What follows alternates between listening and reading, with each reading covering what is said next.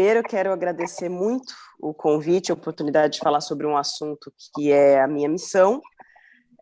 Não conheço a Maria Júlia pessoalmente, mas quando ela me mandou um direct, nem conhecia o trabalho de vocês, do Instagram de vocês.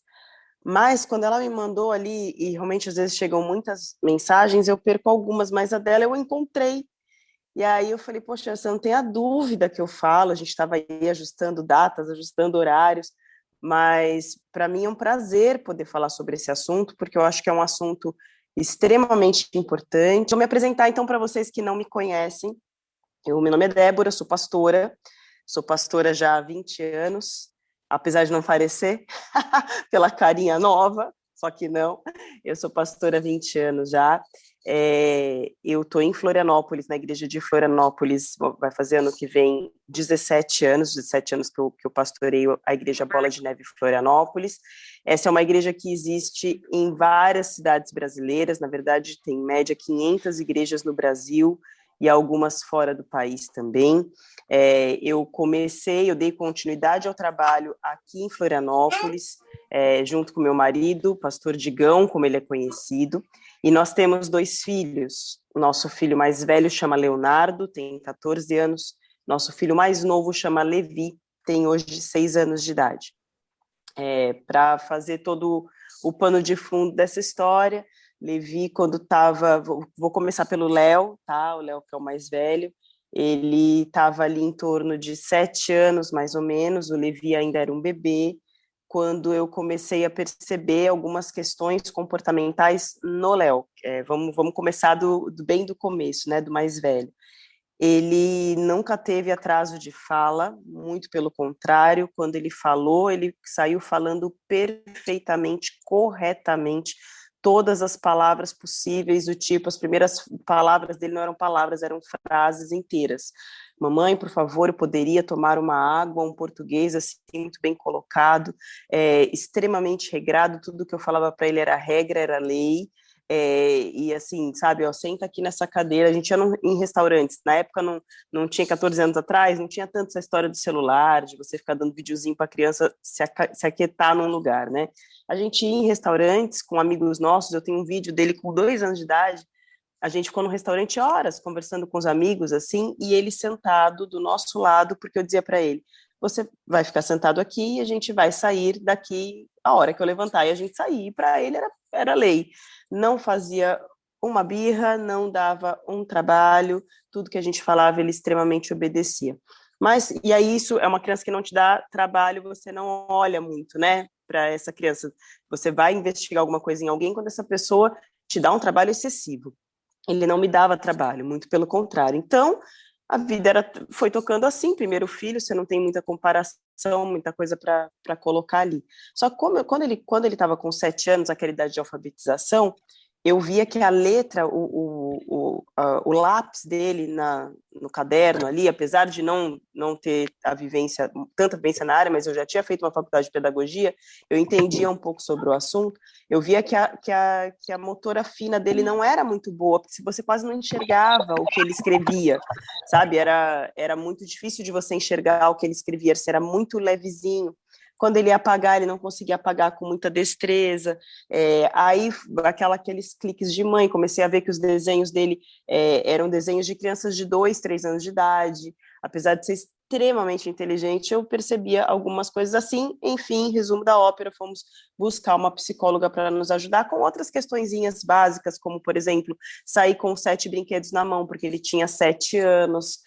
E aí eu pensava, meu Deus, quando ele tiver 21, ele vai sair com 21 coisas na mão, né? Preciso fazer alguma coisa para poder dar um suporte para ele. E aí, gente, só preciso de um ok. Vocês estão me ouvindo? Tudo bem? Que tá todo mundo de câmera fechada, ninguém me dá nenhum Estamos te ok. ouvindo. Eu estou aqui, Ok, Débora. Nós obrigada. estamos te ouvindo. E vocês podem me interromper sempre que vocês quiserem, tá? Aí a gente foi atrás, então, como tinha essa questão do Léo especificamente, Levi era bem bebê, a gente começou a ir em algumas psicólogas para entender, então, como ajudar este menino, né? Não, sem saber muito bem o que era, e saí de lá depois de algumas sessões com um diagnóstico de altas habilidades, né? A antiga superdotação. Então, tinha o Léo com, na época, 7 anos, com altas habilidades. Ok, já entrei num universo que não conhecia, que entendi desde lá que ele era um aluno de inclusão, porque na época as pessoas imaginam muito, né, quando você não tem muito conhecimento, nossa, estou diante de um gênio, estava diante de um gênio que falava tudo corretamente, que fazia contas matemáticas absurdas, mas não amarrava o próprio cadarço, né, aquela velha história que a gente já sabe. Então eu comecei a trabalhar o Léo com essas terapias com a psicóloga, daqui a pouco eu vejo o menorzinho, mais novinho, nessa época com 2 anos de idade. Como já tinha o Léo com esse diagnóstico de altas habilidades, eu falei, acho que eu preciso olhar com mais cuidado para o Levi, porque o Léo eu demorei 7 anos para perceber alguma coisa, né? E aí, olhando o Levi, tô vendo que com 2 anos não falava absolutamente nada, 2 anos e 3 meses. Não falava nada. Quando eu falo nada, gente, é nada mesmo, nem som ele emitia. Um menino extremamente irritado. Eu sabia que ele me ouvia, mas tinha horas que eu tinha umas certas dúvidas se me escutava, se não.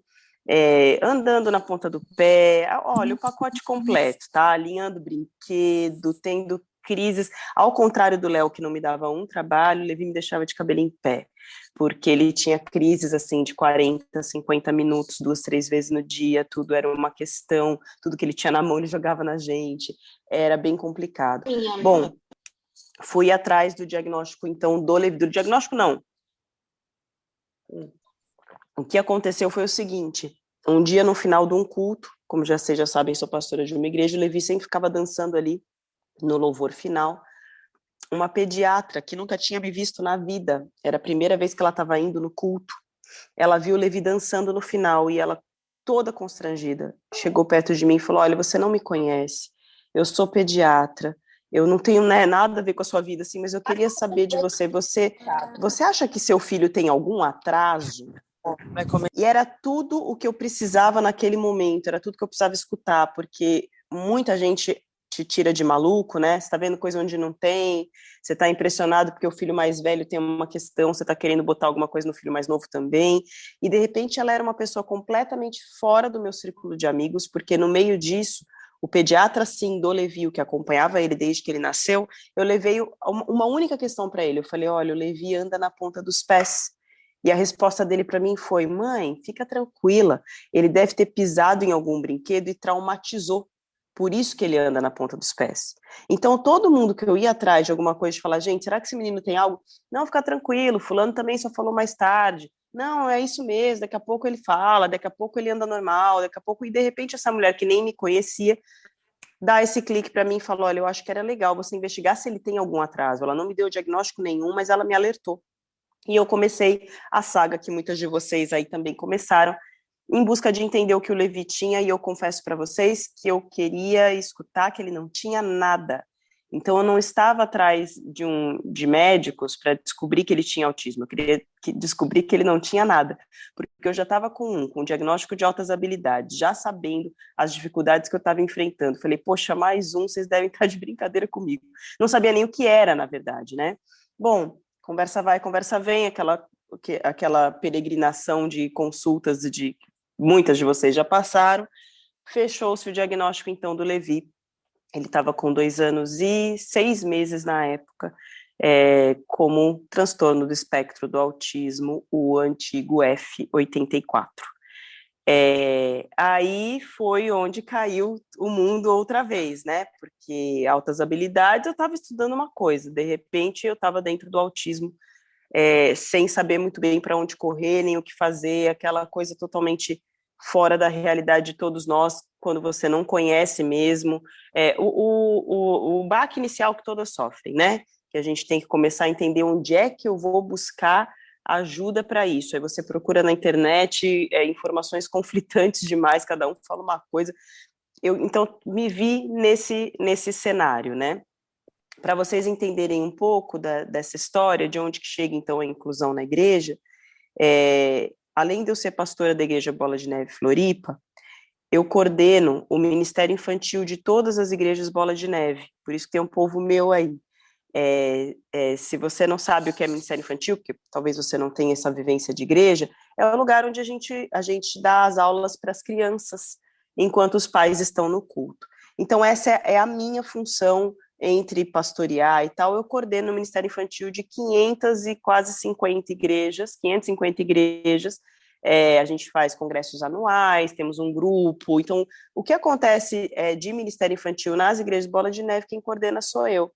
E aí eu me vi com um filho com autismo, o Léo com altas habilidades, mas que era muito fácil de lidar, então ele não era tão... ele era de inclusão, entendam, né? Eu sei que altas habilidades é inclusão, mas era mais fácil o manejo com o Léo, e vi um autista, na época, moderado, grau moderado, sem saber muito bem o que fazer, e liderando um ministério infantil de todas as igrejas, e um dia eu estou no culto, olhei da minha cadeira assim para o povo sentado, né? A gente, na época sentava num lugar um pouco mais alto.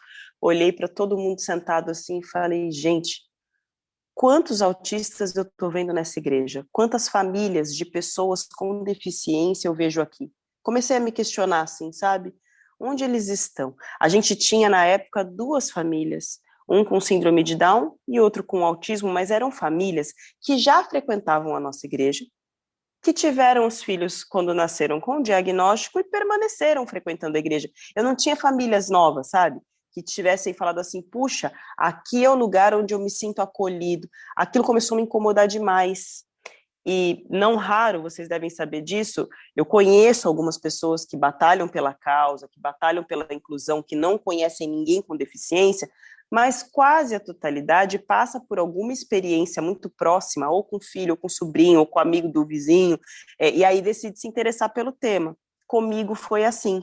Sempre amei criança, muito desesperadamente, achava que eu fazia inclusão, e aí fui descobrir com o diagnóstico do Levi que eu estava muito longe do que era uma inclusão de verdade.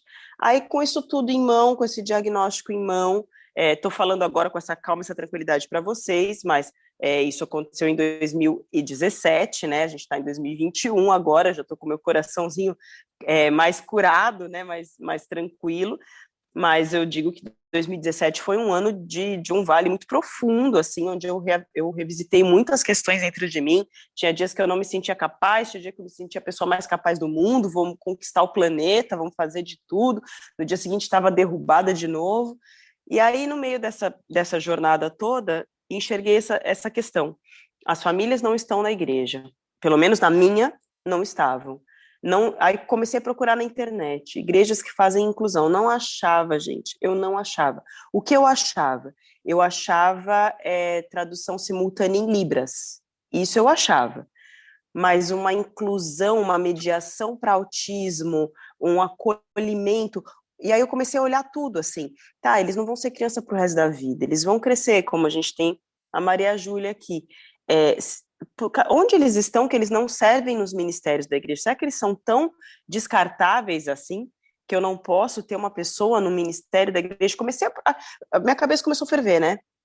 Estou fazendo um monte de coisa para Deus, prego, as pessoas estão tocadas, tal, mas e essa parcela que talvez precise tão mais de Jesus do que as pessoas, porque qual é o princípio que eu parto, né?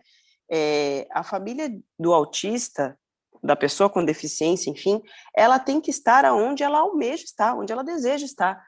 E aí, se ela tem a vontade de ir para a igreja, ela não está na igreja, então existe uma falha aí, porque ela não está conseguindo ir. E aí isso foi martelando na minha cabeça. Paralelo a isso, a gente tinha um andar na nossa igreja que não estava sendo utilizado. Na verdade, ele era utilizado uma vez na semana, à noite. E o resto da semana inteira ele ficava parado. E há um tempo meu marido, o pastor Gigão, dizia, puxa, a gente tinha que dar uma função para esse espaço, fazer alguma obra social, isso antes do Levi aparecer na vida da gente. E a gente ficou nisso, um projeto que não sai da gaveta, porque a gente sabe que dá trabalho, aquela coisa toda. E aí foi onde eu descobri a segunda lacuna dessa história, né? Comecei então a pegar minha malinha, como todas vocês muitas vezes devem ter feito também, e partir de terapia em terapia, atrás do que eu faria com o Levi. E me vi andando de ponta a outra da cidade, porque a fono era de um lado, a TO era do outro, o psicólogo comportamental era de outro. Às vezes eu encontrava as coisas no mesmo lugar, mas aí eu não me adaptava com aquele profissional. Enfim, aquela jornada que todo mundo sabe bem como é que é. E eu me lembro que uma vez eu fazia grande parte disso, muitas vezes sozinha, porque meu marido tinha que trabalhar, tinha que ficar, né, tocando as coisas da igreja. Eu lembro do Levi numa crise absurda, ele tirou toda a roupa dentro do carro. Eu sei que estou falando com pessoas que me entendem, né, essa realidade, assim, né. Ele tirou toda a roupa dentro do carro, e aí a hora que eu consegui colocar ele dentro do carro, teve um acidente na saída do estacionamento, a gente ficou mais de 2 horas dentro daquele carro, enfim. E pensando naquilo tudo e vendo, assim, o estado que eu estava acabada. Eu falei, meu Deus do céu, assim como eu, tem muita gente passando por isso. Eu não sou a única que está passando por isso, que está tendo que largar tudo, porque não tinha mais espaço na minha agenda pessoal. Eu não tinha espaço para ficar correndo de terapia de um lado para o outro. Eu precisei cancelar muitas coisas, eu precisei abrir mão de várias outras, e comecei a pensar nisso.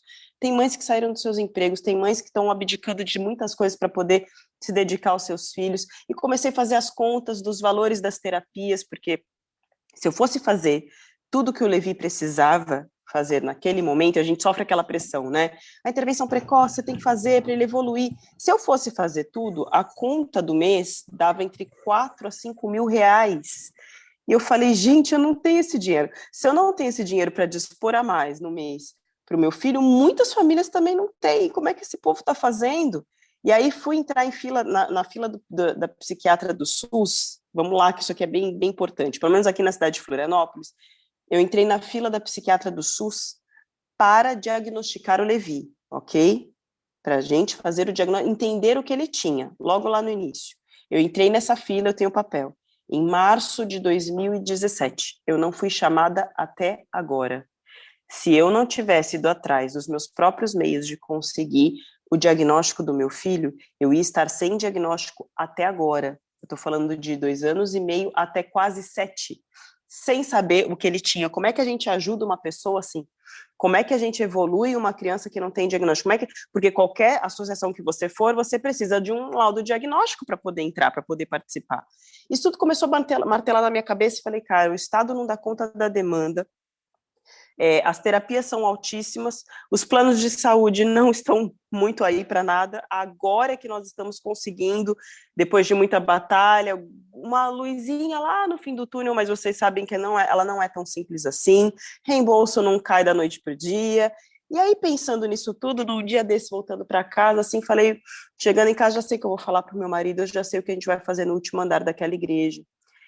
E aí, no último andar da igreja, então, a gente abriu o instituto, que chama Instituto Levi Social, que é o nome do Levi, meu filho, mas também é uma sigla que chama Levando Ensino, Vida e Inclusão.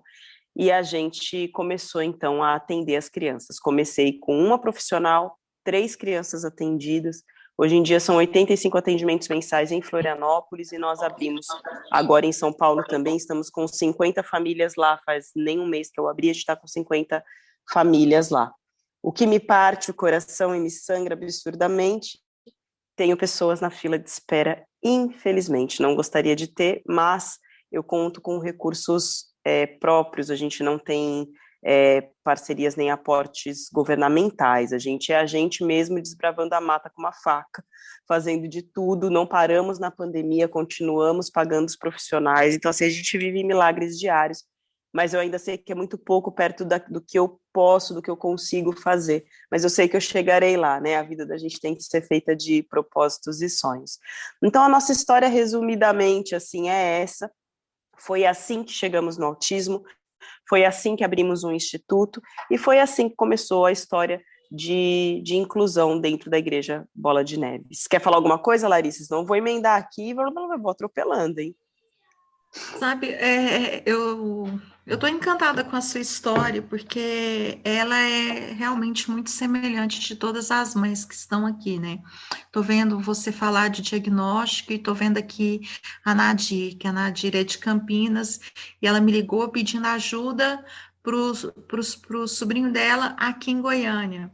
E a gente demorou a conseguir, pelo poder público, né, pela gestão pública, e eu acabei resolvendo ajudar a Nadir também, o sobrinho dela, por mim mesma.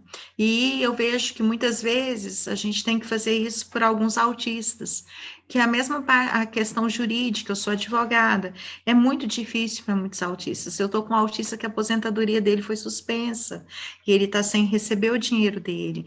Então, assim, se a gente não ajuda, essas pessoas não se alimentam. Se a gente não ajuda, essas pessoas não têm diagnóstico. Então, é muito importante, isso que a Débora fez, e serve de exemplo e de inspiração, porque muitas vezes a gente fala assim, o que eu posso fazer pelo próximo, né? Isso sempre bate, sempre vem à minha mente, o que eu posso fazer pelo próximo, se muitas vezes eu estou cansada aqui em casa. Hoje mesmo meu filho teve uma crise terrível, terrível, ele teve a tarde toda de crise. E aí eu fiquei pensando, poxa, como é que eu vou entrar nessa reunião hoje à noite? Como é que está o meu emocional? Como é que eu vou ajudar o outro? Mas a gente coloca a dor da gente no bolso e enfrenta, encara. E isso é muito importante, a gente ter esse testemunho da Débora aqui, porque a gente pensa que a gente não pode, mas Deus, Ele abre caminhos. E Ele coloca pessoas e propósitos na nossa vida. Isso é muito legal. E Ele mostra o quanto nós somos fortes e capazes. E isso é muito real se a gente acreditar. Quantas pessoas, quando eu disse, terapia de mães vai virar um instituto um dia, riram de mim? Muitas. Muitas pessoas riram de mim. Quantas pessoas riem de mim quando eu falo dos meus projetos? Muitas. E eu tenho certeza que ela deve ter passado por isso. Mas a gente tem força, a gente fortalece. O Augusto, que também é autista, como filho dela, me fortaleceu muito. Hoje eu falei sobre isso, falei a paciência que eu tenho em lidar com as crises dele, ele é um autista moderado. Hoje ele teve uma crise que ele me arranhou demais. E assim, em momento nenhum eu perdi a paciência com ele. Então, a paciência que eu tenho de levar ele para as exposições, de fazer dormir, essa paciência que eu tenho, quando eu vejo meu filho precisando de um remédio, eu tenho condições de ele comprar, e quando eu vejo que outras mães não têm, isso me dói muito, me dói muito. E eu falei no grupo de oração essa semana, a maioria das mães, 50% ou 80% das mães, seja ela de qualquer classe, no autismo ela passa por um período de depressão. Mais de 80% das nossas mães do grupo tomam antidepressivo. E qual que é a saída para isso? É a oração. Não é o remédio. O remédio só é uma maquiagem, né? Maqueia aquela situação. Mas Deus não. Deus traz superação. Deus é vida, Deus é amor. Então, a gente precisa estar na igreja. E como é que a gente vai estar na igreja se muitas vezes o pastor, o padre, né?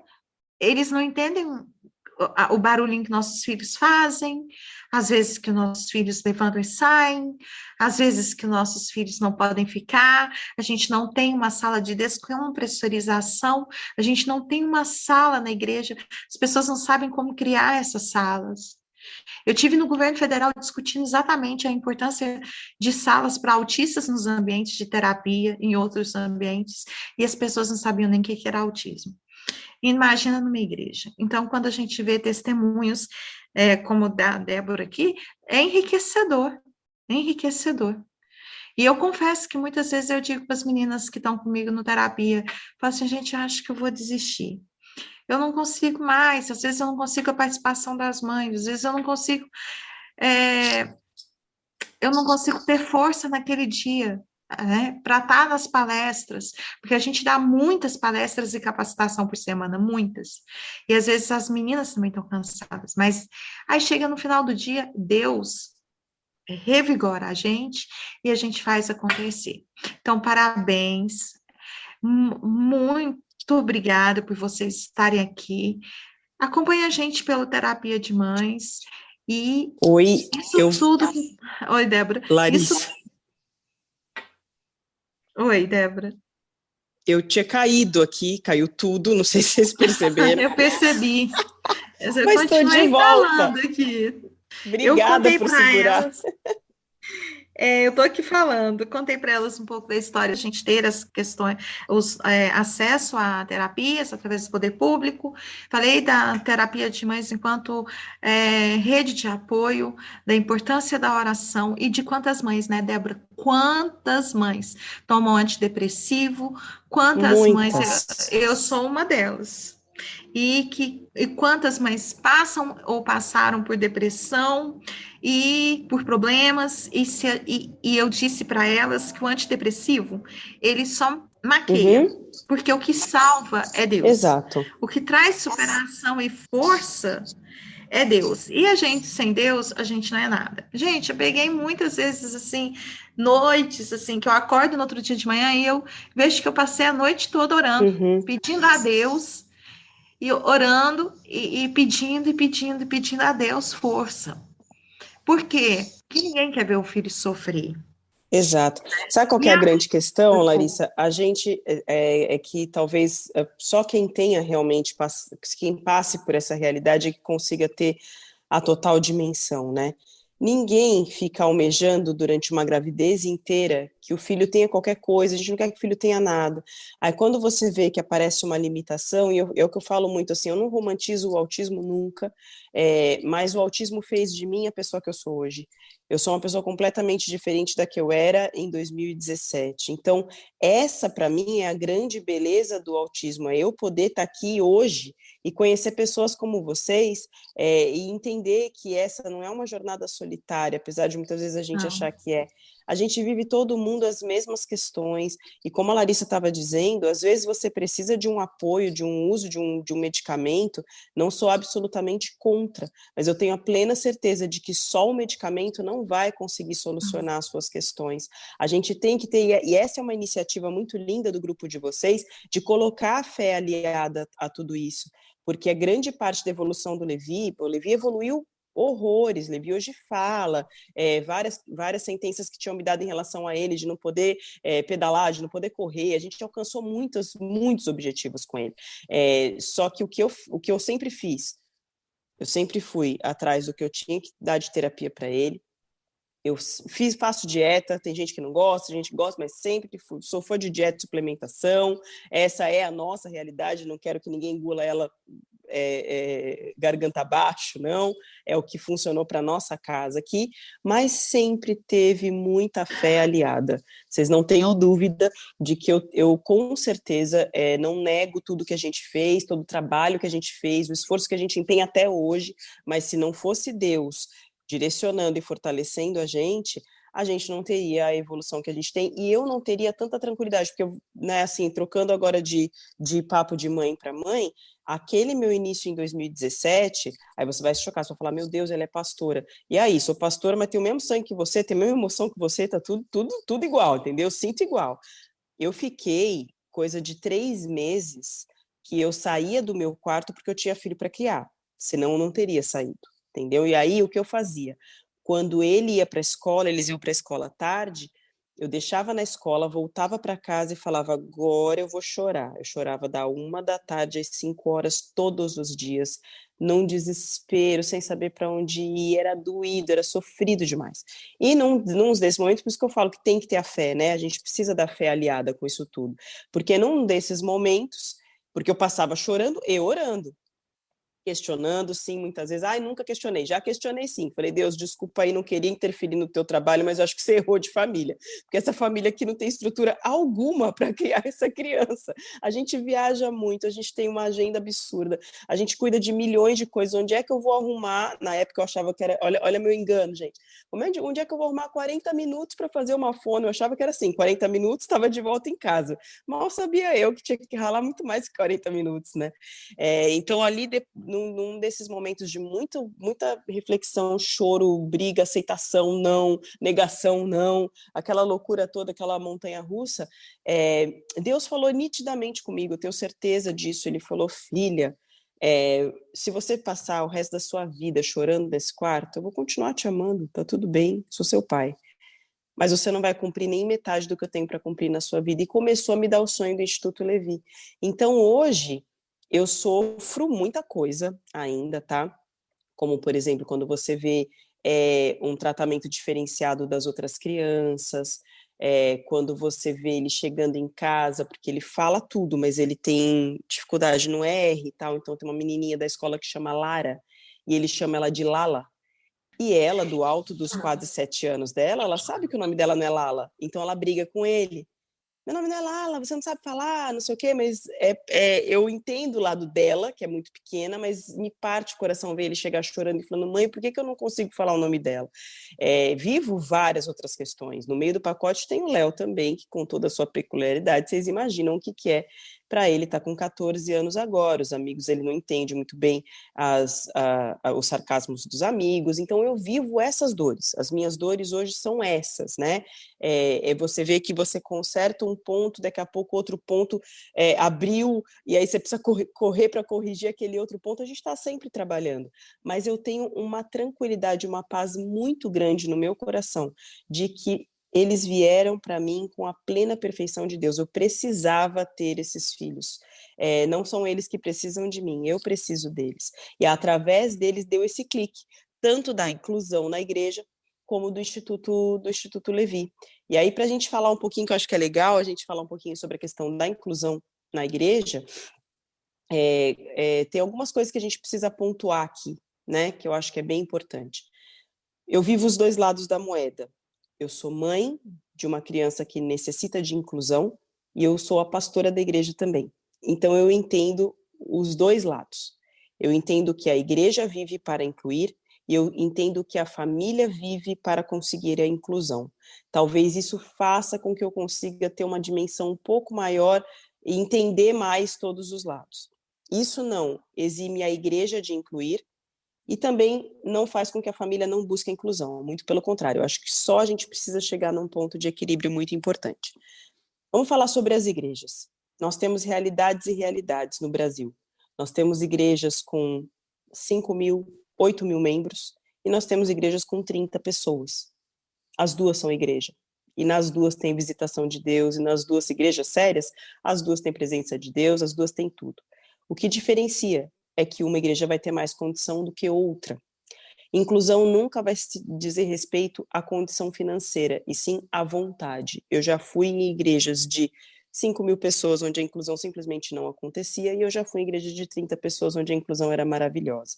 Então, nunca vai ser uma questão financeira, tá? Guardem isso dentro do coração de vocês. Vai ser sempre uma questão daqueles que têm a vontade de fazer.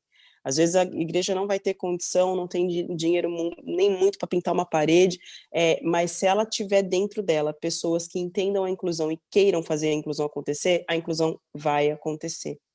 Em contrapartida, então, porque às vezes, por que eu estou dizendo isso? Porque às vezes a gente fica falando assim, mas se eu tivesse, eu faria uma sala sensorial. Cara, se você tiver, faz a melhor sala sensorial do mundo inteiro, mas se você não tiver, arrecada caixa de ovo, busca na internet, tem tanta coisa que você pode, sabe, recicla material, faz com que você tem, vai depender da tua vontade de fazer acontecer.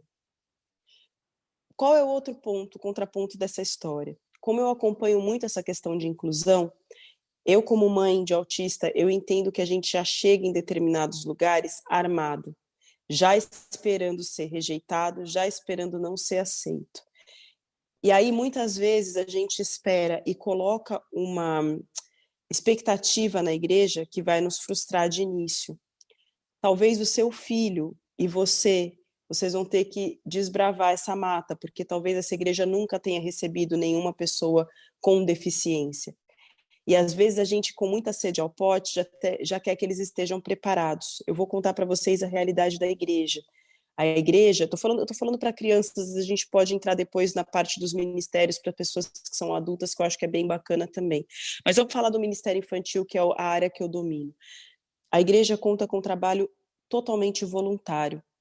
As pessoas que estão no Ministério Infantil, uma pequena porcentagem é pedagogo, é formado em alguma coisa de educação, é da área da educação especificamente.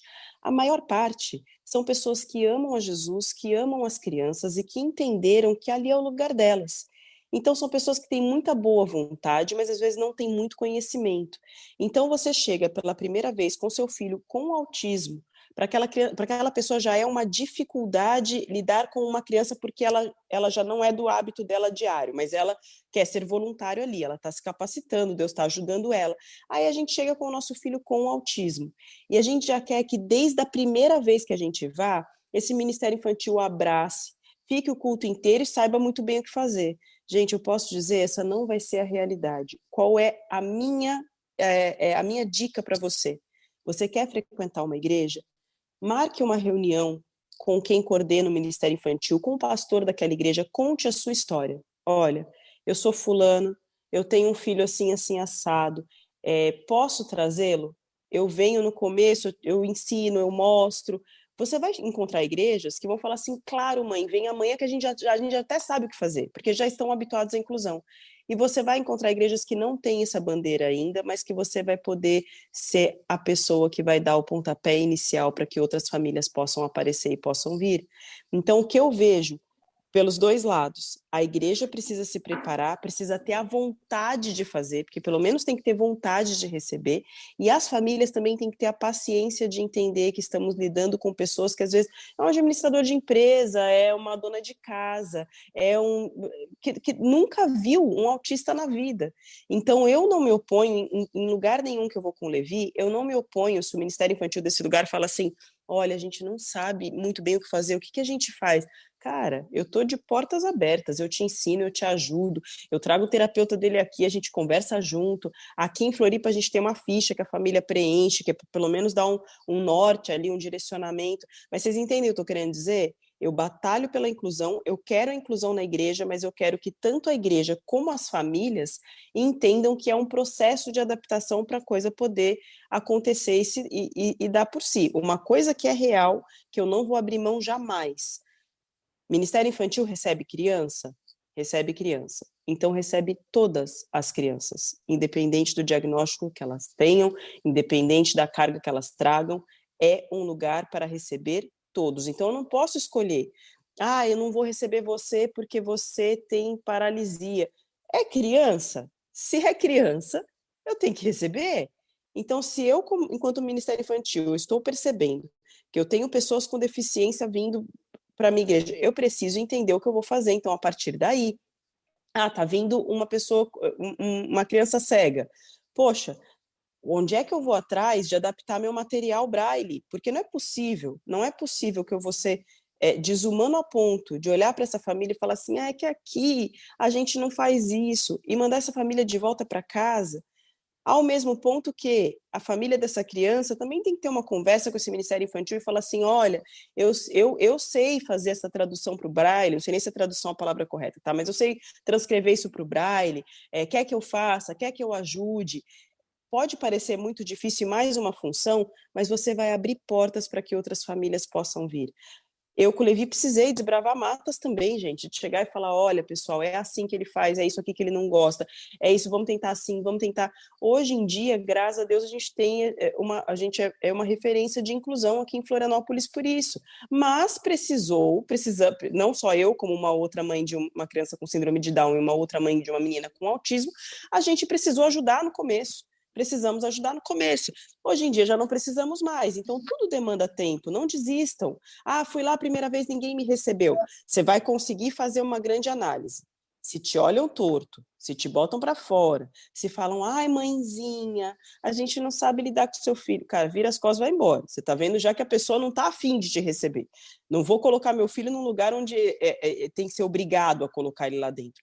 Mas se você vê que existe um interesse, pelo menos de entender quem vocês são, de entender quem é essa criança, de buscar ajuda, permanece. Porque às vezes são pessoas super bem intencionadas, elas só estão precisando de um direcionamento. Aí eu vou contar para vocês mais ou menos como que funciona a inclusão no Ministério Infantil aqui da Igreja Bola de Neve Floripa, tá? O que a gente faz aqui? Nós temos então essa ficha. Posso compartilhar essa ficha depois com vocês, mas ela é uma ficha que até roda bastante nas redes sociais aí, né? Não fui eu que fiz, inclusive dou os créditos a quem fez essa ficha, eu só adaptei ela para o Ministério Infantil, mas a família preenche essa ficha. Quando a família preenche essa ficha, a gente sempre recebe, tá, a criança, Mas quando ela preenche essa ficha, durante a semana a gente estuda a ficha dessa criança.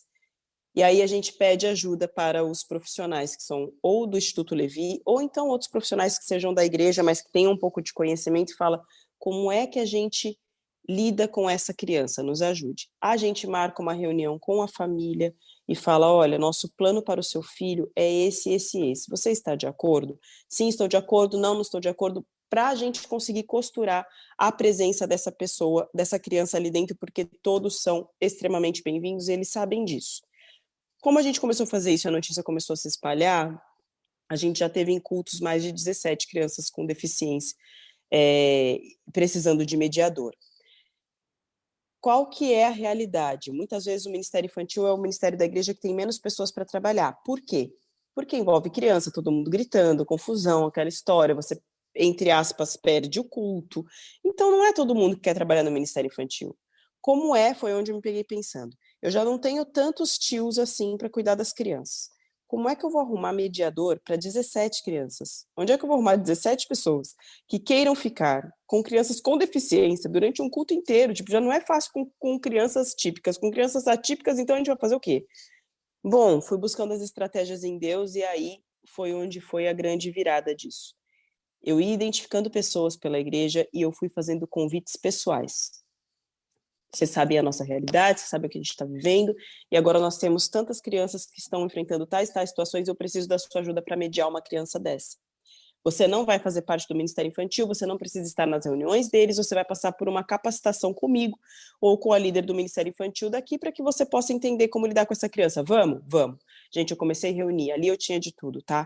Mecânico, eu tinha fisioterapeuta, eu tinha professor, eu tinha dona de casa, eu tinha contador, tudo. Fui identificando pessoas que eu sabia que tinham amor. E a gente conseguiu formar um corpo de pessoas que eram apenas mediadores de crianças com deficiência. Como que isso funcionava? Eles ficavam de escala, por exemplo, nossos cultos de domingo à noite. Eu sou mediadora, eu sabia que eu estava de escala, eu tinha que ir na igreja naquele dia. Se a minha criança fosse, eu subia. Se a minha criança não fosse, eu ficava assistindo o culto. Então eles já iam para a igreja preparados para subir, se a gente, nosso infantil é em cima, por isso que eu falo subir, eles já iam para a igreja preparados para subir, caso fosse necessário. E assim a gente se deu a inclusão na nossa igreja, todas as crianças. Aí chega visitante. Quando chegava visitante, na escala eu sempre tinha 3 pessoas a mais que não tinham criança nenhuma, pelas quais elas eram responsáveis naquele culto, mas que elas estavam de sobreaviso. Se chegasse visitante, eu chamava, e aí elas ficavam mediando essas crianças. A gente faz uma análise para ver que criança precisa de mediação ou não. Levi nunca precisou, porque aquele ambiente é quase que a segunda casa dele, então ele nunca precisou de mediador, mas todas as crianças que precisam de mediação, a gente sempre ajuda, fornece, está lá junto. O mediador, ele sabe que ele está ali para cuidar daquela criança, do Pedro, da Maria, do José, ele não está servindo o Ministério Infantil. Então ele não é, me leva esse fulano aqui para mim no banheiro. Não, eu não posso sair do meu posto. A gente fez uma sala da calma, que a gente chama. É extremamente proibido que essa criança passe o culto inteiro nesta sala, porque senão não é inclusão, né? Eu só arrumei um jeitinho de botar essa criança ali. Então a gente tem uma sala da calma, que quando a sala onde essa criança com deficiência está fica muito agitada, a gente leva para lá por uns minutos para acalmar, a luzinha mais baixa, brinquedos específicos, potes da calma, aquela cartilha toda que a gente sabe muito bem como fazer. Viu que acalmou um pouco? Boto de volta para a sala, conto a história junto. Não é só cuidar, olhar. Eles têm que sair dali com algum tipo de ensino, tem que sair dali com uma atividade feita. Não é um depósito onde eu deixei minha criança e depois eu vou lá buscar. Alguma coisa de efetivo tem que acontecer. Então, o que eu quero contar para vocês é que é absolutamente possível. Eu sou uma igreja numa capital, mas às vezes as pessoas olham de longe e falam assim, nossa, mas você faz isso porque você tem muita gente. Gente, eu não tenho muita gente, mas as pessoas que eu tenho compraram a causa junto com a gente, entenderam a necessidade disso para esse tempo, e a gente tem conseguido, com a graça de Deus, fazer alguma coisa acontecer nesse sentido. Aí pode ser que alguém que esteja aqui, ou enfim, você escute algum comentário e fala assim, mas eu fui na Igreja Bola de Neve de X cidade e não receberam o meu filho lá. Entendam, são 550 igrejas. Eu estou dando passos de inclusão em cada uma delas. Que existirão falhas entre 550, eu te garanto que terão.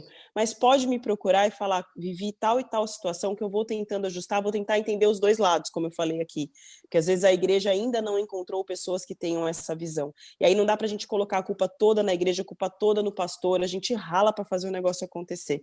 E eu vou estar à total disposição dessa igreja para tentar auxiliar e fazer o caminho das pedras. Mas o recado final que eu quero dar, tanto para a igreja quanto para as famílias, é que os dois precisam colaborar para que a inclusão aconteça. A inclusão não vai acontecer só com o Ministério Infantil querendo ou só com as famílias querendo. Os dois precisam entender as duas realidades. As famílias entenderem com quem estão lidando, que são pessoas leigas. A igreja não é um ambiente terapêutico, a igreja não é a terapia que você faz com seu filho lá fora, a igreja é um ambiente educacional cristão. Então, ela está ali para ensinar a Bíblia. Então, se ela não estiver fazendo isso com o teu filho, aí ela está errada, mas ela não está lá para conter crise, para ensinar a falar, para ensinar a tirar fralda. Vocês estão entendendo o que eu estou querendo dizer aqui? Ela está ali para dar o suporte educacional cristão. Se ela não estiver recebendo seu filho não estiver recebendo suporte educacional cristão, aí você pode levantar o dedo e falar assim, pô, tem uma coisa errada aqui. Por que eu estou dizendo isso? Tem famílias que já trouxeram os filhos aqui pra gente, que deixam no Ministério Infantil e falam assim, ele usa fralda, vê se você consegue tirar aí para mim. Não, esse não é o meu papel, né? Esse é um papel terapêutico, você tem que buscar isso junto a terapias. Ou, por exemplo, uma criança que era extremamente agressiva, eu entendo o diagnóstico, eu vivo essa realidade, mas eu sei que a agressividade não é uma característica do autismo, é uma questão comportamental que está desregulando essa criança. E aí ela queria que o filho permanecesse no infantil, batendo em todo mundo, batendo nas crianças, nele mesmo, nos professores, ao ponto de eu conversar com ela e falar assim, olha, vamos entender uma coisa, se qualquer criança típica bater numa criança aqui dentro, eu vou precisar chamar a mãe, porque é a regra do Ministério Infantil. Então, eu estou te chamando porque eu estou encarando seu filho como qualquer outra criança. Se ele está agressivo, eu preciso te chamar para que a gente entenda o que fazer. E ela não queria subir, de jeito nenhum. Ele está batendo, vocês têm que resolver. Falei, não é o papel da igreja. Eu, Débora, conseguiria resolver, né? Porque tem um manejo para isso. Mas pensa, um administrador de empresas, um advogado que está ali para servir, porque ama aquelas crianças, de repente ter que conter uma criança com agressividade, ele não sabe nem como fazer. Pelo contrário, pode ser prejudicial. Então, em alguns momentos, as famílias também precisam entender que elas serão chamadas. O que é errado é você não ser aceito.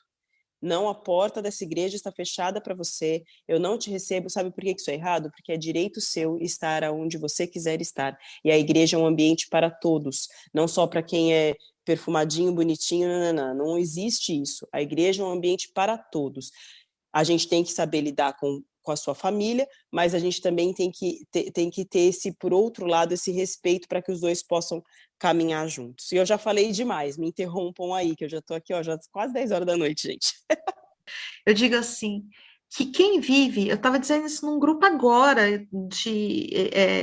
quem vive com uma criança autista, não está fazendo um favor para ela, está aprendendo muito sobre a vida. Muito, meu Deus, muito. Porque a gente é uma pessoa antes do autismo, como a senhora colocou, e uma pessoa após o autismo.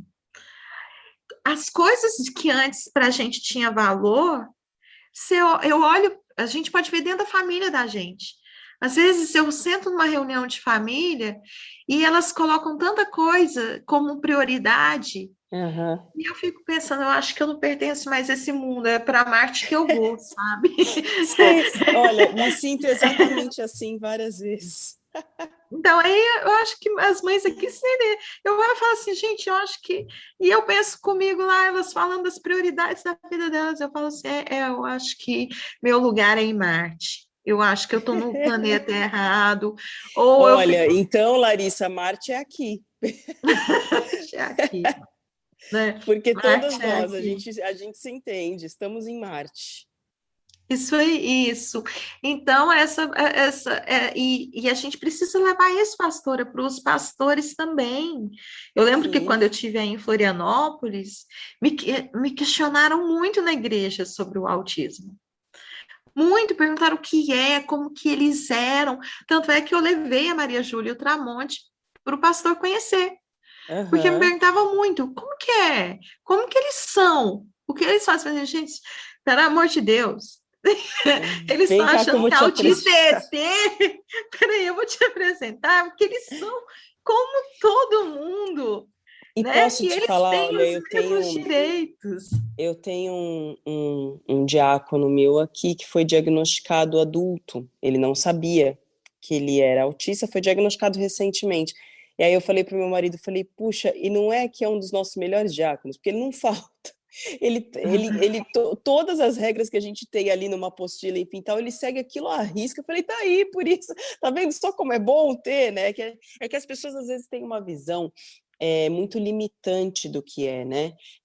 Por isso que eu bato nessa tecla da gente trazer o conhecimento, porque o preconceito vem da falta de informação, da pessoa não saber muito bem o que não saber lidar. Então, nas nossas igrejas aqui, eu faço isso muito, e tenho tentado esse contato ao máximo com os pastores, porque para a gente já, né, não alongar muito, eu falei muito dessa questão da inclusão no Ministério Infantil e tal, mas para uma igreja ser inclusiva, ela tem que ser inclusiva desde a calçada até sabe, todo mundo que estiver ali dentro tem que entender a inclusão, tem que entender, porque senão vai ficar essa criança no final do culto com gritinhos, com pulinhos e tal, e todo mundo assustado, todo mundo achando que é uma coisa demoníaca, entendeu? Então a igreja inteira precisa entender a inclusão.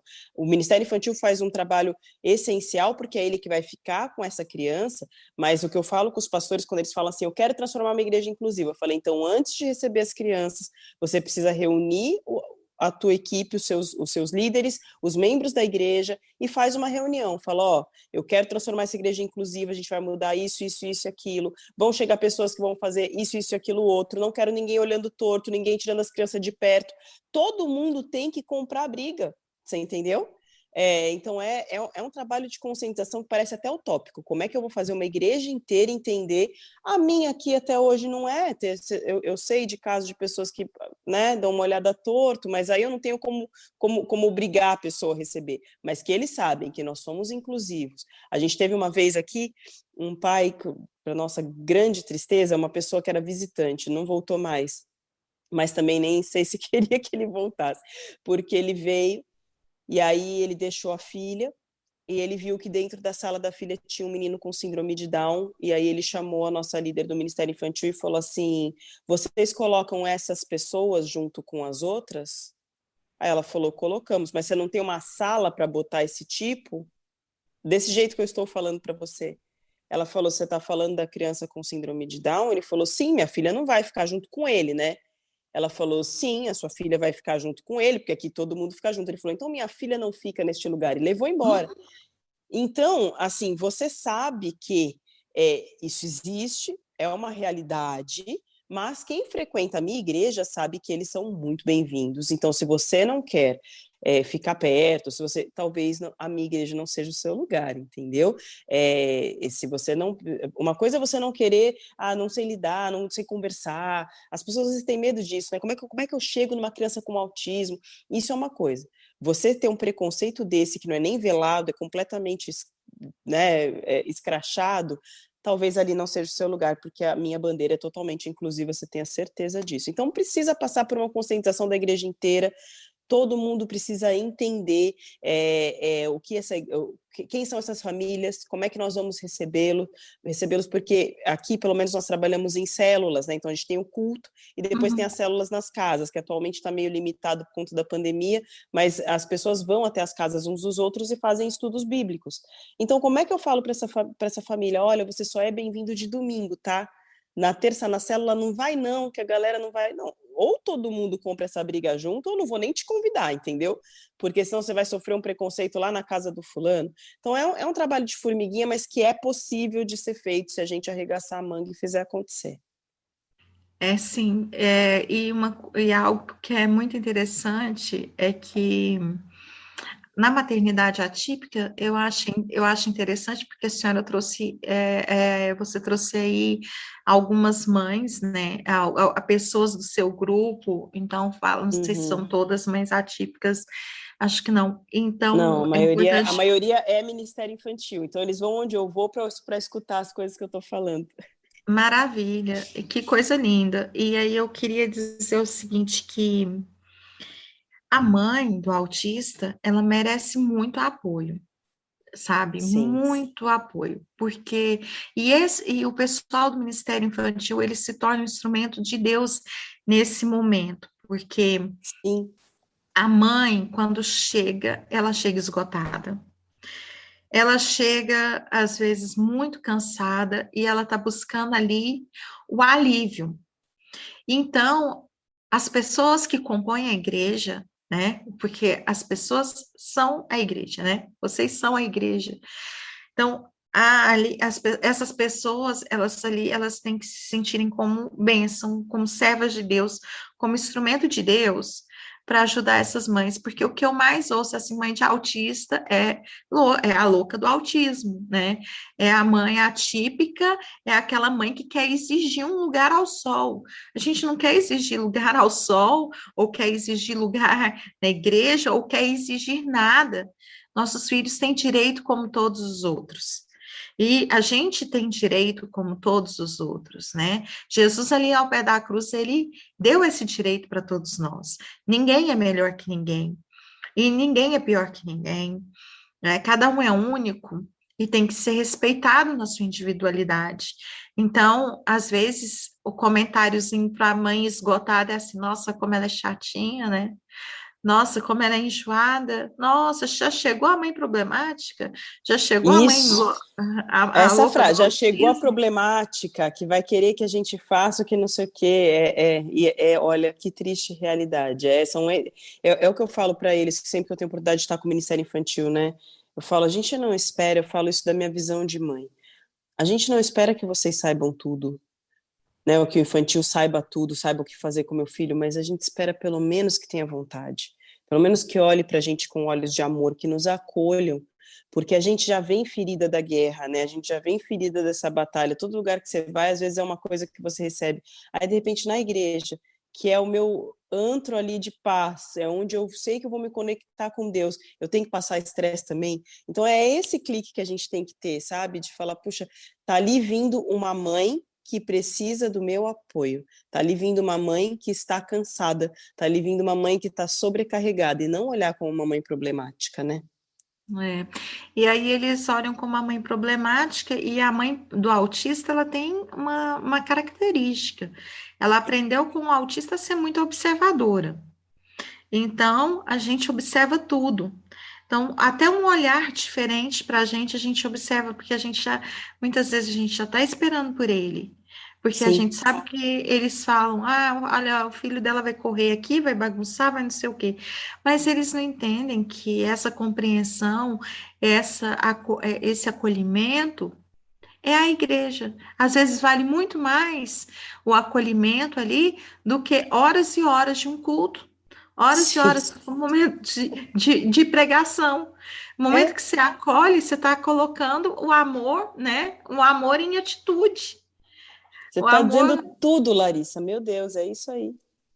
né? O amor em palavras é uma coisa, agora o amor em atitude é o que faz acontecer, é o que vale a pena, é o que faz a gente mudar.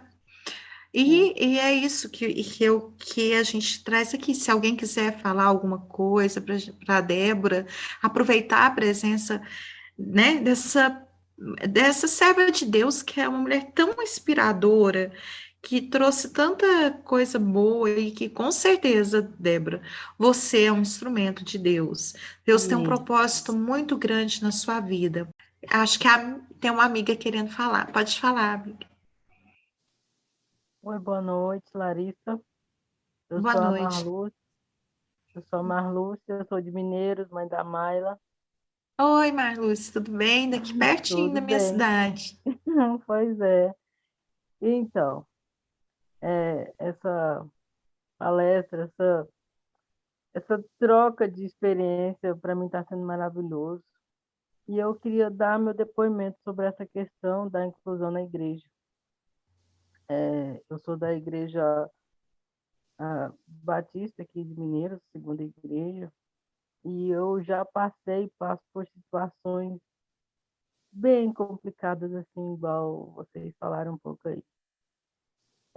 Já aconteceu de eu ter que parar de ir no, a pastora falou que é célula, e aqui a gente fala que é pequeno grupo, porque por causa da minha filha. As crianças não gostam de brincar com ela, não gostam de conversar. E eu nunca tive como falar com ninguém na igreja, porque as crianças são filhas das pessoas que estão na frente da igreja. 2 deles são filhos do pastor da igreja, pessoal da liderança da igreja, as crianças. Eu nunca tive como falar nada, mas eu já saí várias vezes depois da casa, ou depois do culto, chorando dentro do carro, de tristeza. Domingo agora aconteceu um fato. Eu faço parte do louvor também, meu esposo também, ele toca. E eu lá em cima do púlpito, a gente subiu, minha filha ficou no banco, não teve ninguém para ficar com ela. Ela saiu andando, cumprimentando assim, as pessoas. Ela foi e sentou ao lado dos filhos do pastor, um menino e uma menina. Primeiro o menino se levantou, ela ficou, depois a menininha se levantou e foi embora. Eu estava louvando em cima, observando, e meu coraçãozinho ficou, sabe, muito triste. Então, eu enfrento muitas e muitas situações na igreja complicadas por causa dessa questão. Então, querida, deixa eu, né, se eu puder te aconselhar de alguma forma. Primeiro que eu acho que é importante sim que você fale. Por que que eu te digo isso? Você está diante de uma pessoa que está com as duas realidades na mão, a mãe do autista e a pastora. Os filhos dos líderes, eles têm como praxe praticamente morarem na igreja, porque a gente vive na igreja, a gente faz muitas coisas, então eles estão o tempo todo lá. Tem culto manhã, tarde e noite, eles estão no culto manhã, tarde e noite. Tem reunião, eles estão na reunião. Aquilo vira algo comum para eles. E onde tem muita familiaridade, você se sente meio dono do pedaço, entendeu? Então, eu sou filho do pastor, eu sou filho do presbítero fulano, eu sou filho disso. Então, se a gente não dá esse alerta, eles crescem com essa atitude. Aqui, na minha igreja, todo mundo sabe que filho meu precisa ser corrigido, sim, como qualquer outra criança. Eles não têm um benefício maior por serem filhos dos pastores, entende? As pessoas os amam porque nos amam também, então faz aniversário, dá presente para eles, tal. Mas esses dias eu estava corrigindo o pessoal que falou, gente, deixa eles pegarem a própria água, não precisa dar aguinha na mãozinha, porque começa a ficar muito rei do ambiente, entendeu? Mas essa é a minha postura e a minha realidade. Eu, enquanto pastora, gostaria muito de que alguém chegasse para mim e falasse assim, olha, mas não é no tom de acusação, porque o pastor pode se sentir até, tô aqui servindo, tem mais essa situação, mas é chegar e falar assim, olha, eu tô vendo uma situação acontecer que eu gostaria de ajuda. E conta do jeito que você está contando agora, porque você não foi desrespeitosa em momento nenhum. E eu tenho certeza que eles vão parar para te escutar. Por quê? Talvez eles não estejam percebendo que isso está acontecendo. E se você não falar, quem é que vai defender a sua filha? Então, tudo na vida tá na postura que a gente toma e em como a gente fala. Se você chegar falando, tá vendo? Nessa igreja aqui, os filhos dos líderes não respeitam a pessoa com deficiência, a minha filha é rejeitada, a minha filha é não sei o quê, você já vai fechar as portas. Agora, se você chegar falando como você está falando agora, eu estou vivendo uma dor, estou precisando de ajuda. Eu estou vendo que as crianças não estão tratando bem minha filha assim, assim, assim, assim. Como a gente pode fazer para resolver isso? Você não está dizendo que os filhos deles são os piores do mundo e você também não está dizendo que a sua filha é o máximo e que todo mundo tem que amá-la para sempre. A gente tem que chegar no meio termo. Então precisa falar, porque senão você vai carregar essa dor por quanto tempo, né? Fala, conversa com eles, marca uma reunião com eles, pede direção do Espírito Santo, sei que você é do louvor, aí uma mulher de Deus, pede para o Espírito Santo te direcionar, eu tenho certeza que vai dar certo. Muito obrigada. Que agradeço. Então, meu nome é Valquíria, né? Eu moro na cidade de Ponta Grossa, fica a 100 quilômetros de Curitiba. E a nossa igreja, ela é associada não, ela fica debaixo da vinha do pastor Aloysio, vocês conhecem? Sim, sim. E daí nós estamos agora com o projeto do Especiais Kids, mas o projeto nasceu com uma situação muito chata que aconteceu nas células.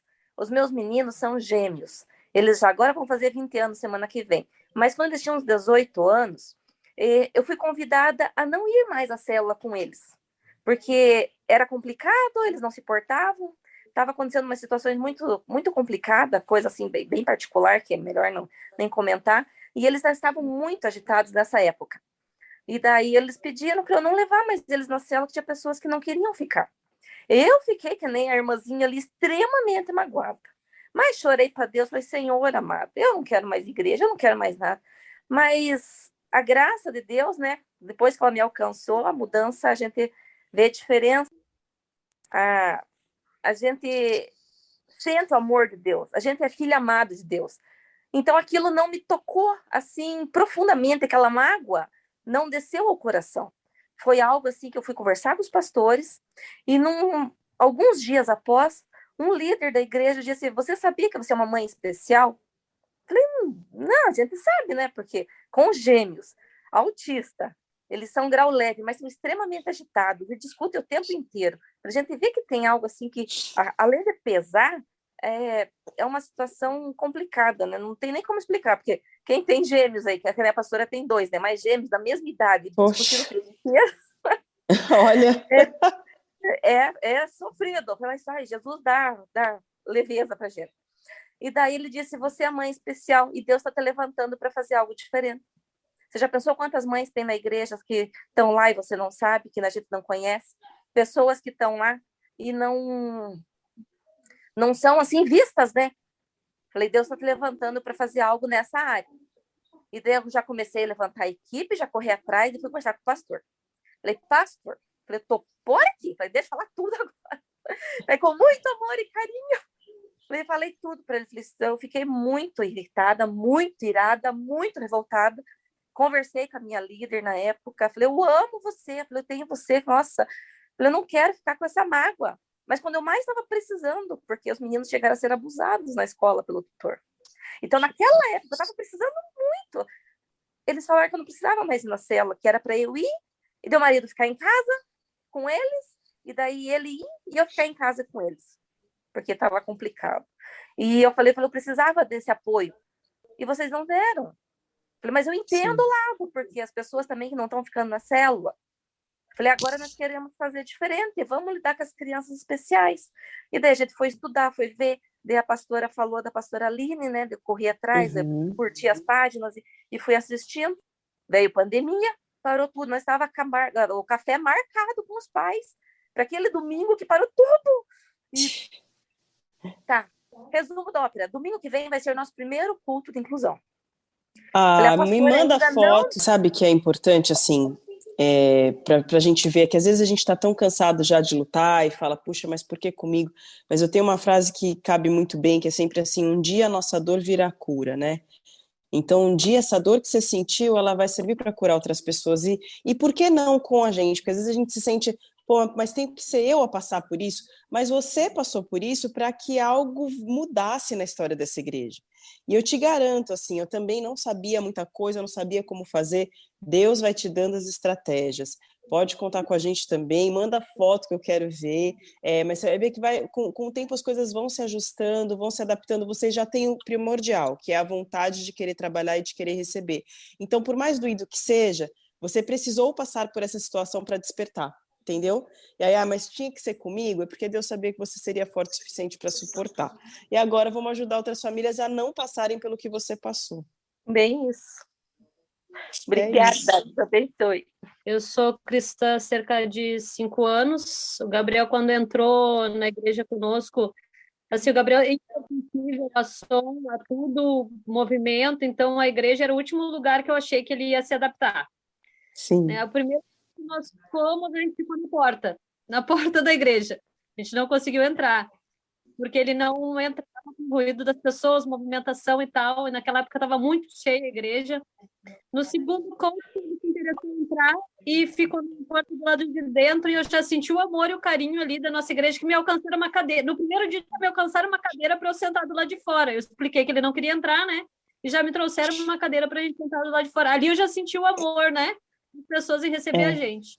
No segundo culto, eu consegui entrar e as pessoas pediram para ceder a cadeira para mim, para perto da porta. Quem estava sentado ali, né? A pessoa que estava mediando, que chama os bem-vindos, pediu, será que não podia ceder a cadeira para essa criança ficar perto da porta, porque ele precisa sair e voltar? Então, eu fui sentindo que aquela igreja estava querendo receber a gente, né? Eu expliquei a condição do Gabriel e tal. Então, no terceiro culto, já nos convidaram para subir para o Ministério Infantil. E fizeram toda, assim, demonstraram toda a vontade de ficar com o Gabriel no culto.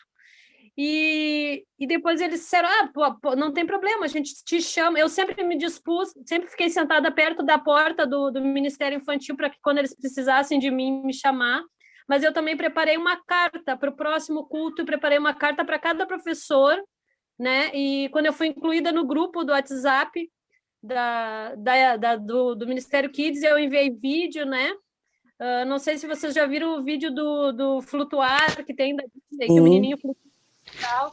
Então eu coloquei assim para eles de vez em quando o Gabriel vai flutuar, mas tudo bem, né? Ele flutuar durante alguns momentos, ele vai voltar e vai prestar atenção. Então a gente foi muito bem, né, recepcionado. E eu também tentei ajudar da melhor maneira possível, dando essa carta para cada um deles que se sentiam inseguros de estar recebendo, mas graças a Deus a gente foi muito bem recebido. Inclusive da célula que eu achei que eu nunca ia conseguir participar, porque o Gabriel não vai em lugares diferentes, né? E a líder que se aproximou de mim perguntou como que a gente faz para te ajudar? Como que a gente faz para vocês participarem de uma célula? Eu falei, é meio difícil, porque meu filho não vai a lugares diferentes. Então, eles pediram permissão para fazer a célula na minha casa, né? Onde o meu filho fosse mais confortável, onde eu pudesse mediar no meio de uma crise. Então, várias vezes eu larguei a célula e fui mediar uma crise no quarto e eles tocaram a célula sozinhos. Então, eu sou muito grata a Deus e à igreja que me acolheu, né? Então, tu vê essa movimentação, as pessoas não sabem o que fazer, mas... Isso que você está falando é o exemplo prático do que eu falei em algum momento dessa live aqui. É a união da família com a igreja. Você tomou atitudes importantíssimas, mães que estão nessa live, sigam o exemplo, de você se colocar à disposição, de você mandar uma cartinha, de você, sabe assim, passar uma segurança para o Ministério Infantil, e a igreja, por outro lado, te recebeu muito bem, te acolheu e está fazendo de tudo para que você se sinta bem. Então, essa é a via de mão dupla que eu estava falando lá na frente, esse é o exemplo total. Tanto amor, assim, que eu moro num sítio, eu moro a quilômetros de distância do centro da cidade. Então, o que o líder fazia? Ele pegava o carro dele e carregava todo mundo que não tinha condições de ir até a minha casa, porque era muito longe, ele passava de casa em casa, buscando as pessoas para poder trazer até a minha casa. Meu as pessoas Deus. Que tinham, e os meus líderes maravilhosos, aquelas pessoas que eram da célula, ele não tinha um carro e não tinha condições, porque não passa ônibus aqui, é sítio, ele passava de casa em casa, buscando mais uma vez, ele me voltava para a gente poder ter a célula na minha casa. Hoje em dia, graças a Deus, o Gabriel já está indo para o grupo de jovens, né? Só que como está a pandemia, a gente não está se encontrando. Ele saiu do Kids e já está nos jovens, que também ele é super bem recebido. O Ministério de Louvor é todo do grupo de jovens, eles super incentivam o Gabriel, porque o Gabriel toca piano, então eles estão sempre incentivando o Gabriel a tocar um instrumento, a cantar um louvor, eles super se envolvem. Infelizmente veio a pandemia, a gente não tem mais as reuniões de célula jovem, né? Não vejo a hora de voltar para ver como ele vai se comportar no meio dos jovens, agora que ele é adolescente.